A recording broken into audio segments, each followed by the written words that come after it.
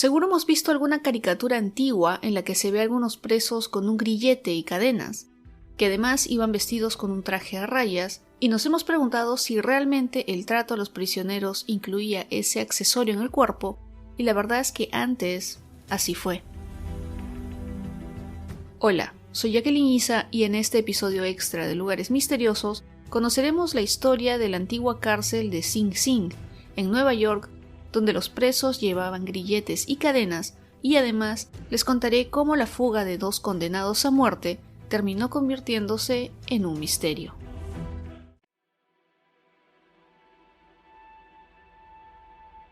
La cárcel de Sing Sing tiene ese nombre debido a la antigua villa de Ossining y se inició su construcción en 1825, cuando el estado de Nueva York asignó un poco más de $20,000 para comprar un terreno de 526,000 metros cuadrados en la orilla del río Hudson.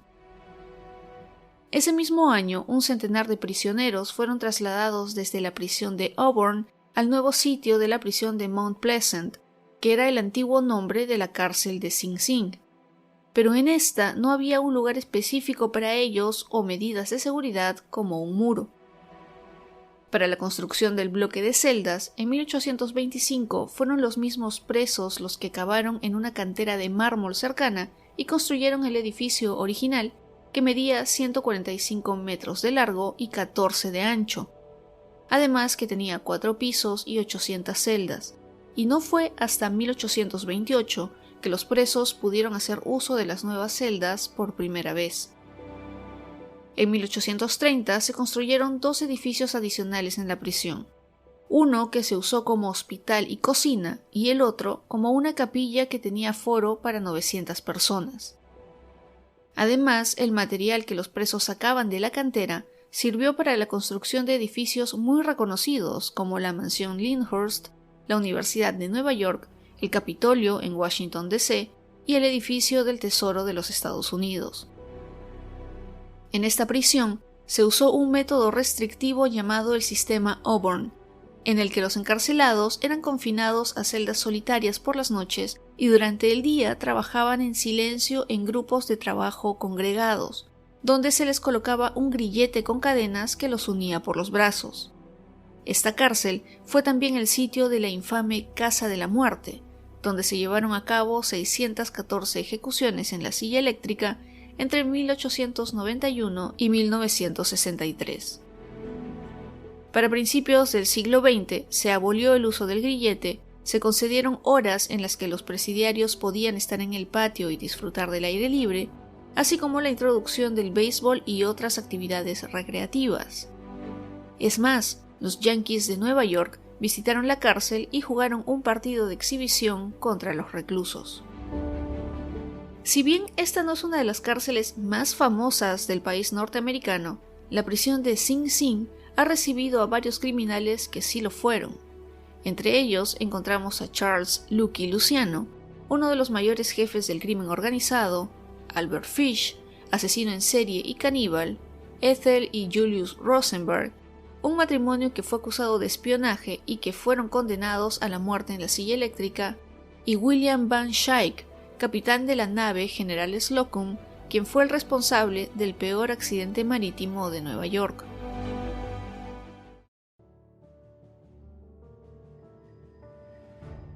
De más está decir que la prisión de Sing Sing es un lugar que tiene mucha historia y varios intentos de fuga, pero el que les quiero contar en este episodio extra es el que protagonizaron Thomas Pallister y Frank Roll, quien junto a 3 condenados más estaban esperando su ejecución en la silla eléctrica durante la primera mitad de 1893.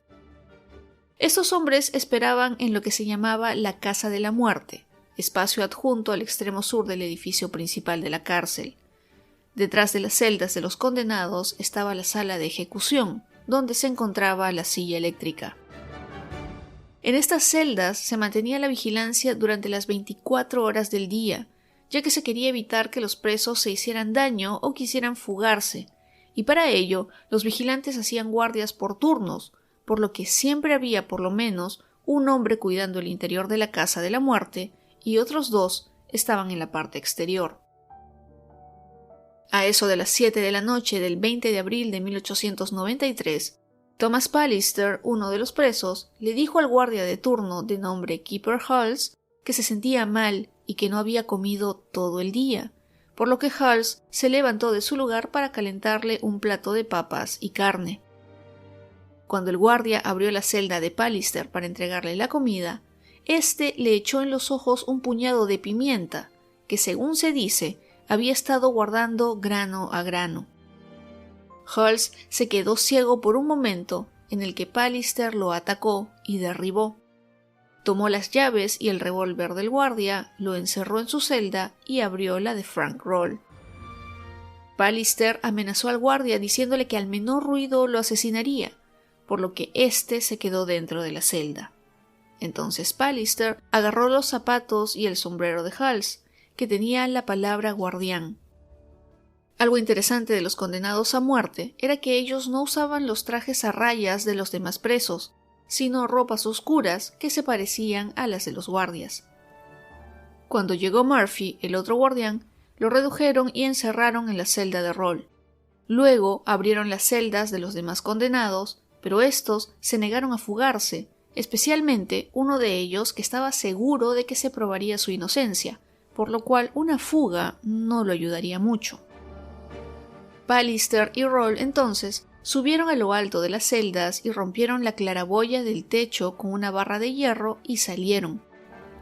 Ya que era una noche de tormenta y lluvia, no había guardias de seguridad fuera, algo que no debía suceder y que benefició a los presos, ya que pudieron robar un bote de remos con el que fueron río abajo en el Hudson. Recién a las 5:40 de la mañana del día siguiente se descubrió la fuga, cuando se iba a hacer el cambio de guardia. Los del nuevo turno liberaron a Hulse y a Murphy y dieron la voz de alarma.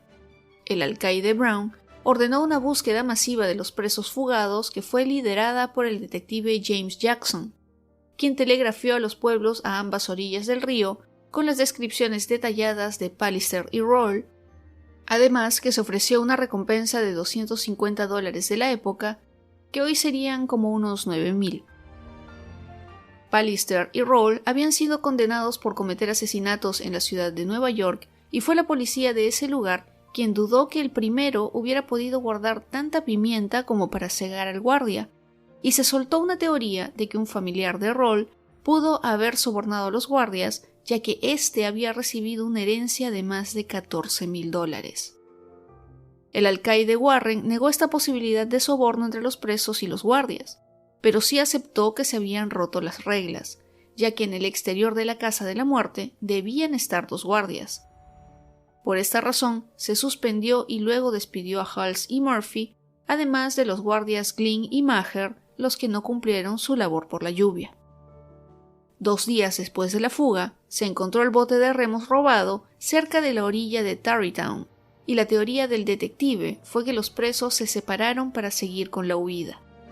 Sin embargo, el alcaide Warren creía que ambos estaban aún cerca de la prisión, y es ahí cuando se comenzaron a recibir decenas de comunicaciones con avistamientos de Pallister y Roll, pero ninguno de ellos resultó ser cierto. Inclusive, el 28 de abril, el alcaide recibió una postal en la que se supone ambos presos le decían que nunca los encontrarían y que estarían en camino a Alemania. Sin embargo, el 10 de mayo el caso daría un giro de 180 grados, ya que 3 pescadores encontraron el supuesto cuerpo de Frank Roll flotando en el río Hudson justo frente a Sing Sing.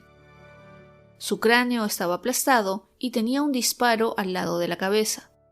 Se supuso que era Roll debido a la fotografía de su madre que tenía en uno de los bolsillos, además de otros objetos.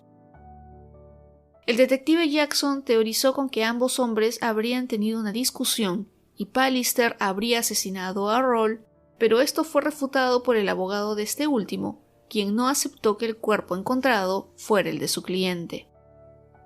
Solo 6 días después, otros pescadores encontraron un cuerpo en el mismo río.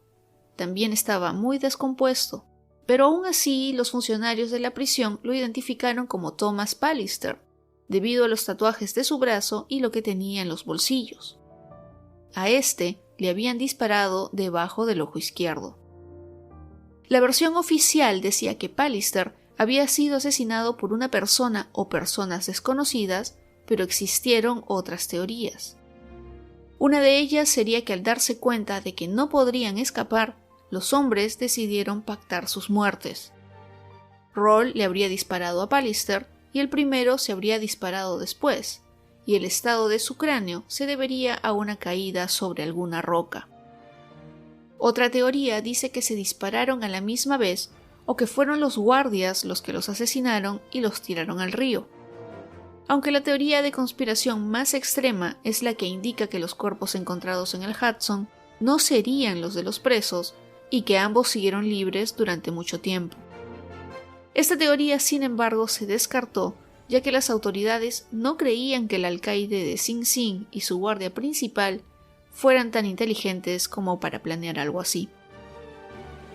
Finalmente, la teoría más aceptada es que Pallister aplastó el cráneo de Roll y luego le disparó. Lo que siguió fue que el primero decidió usar la pistola sobre sí mismo. Pero la verdad es que este caso sigue siendo un misterio que probablemente ya no se pueda resolver.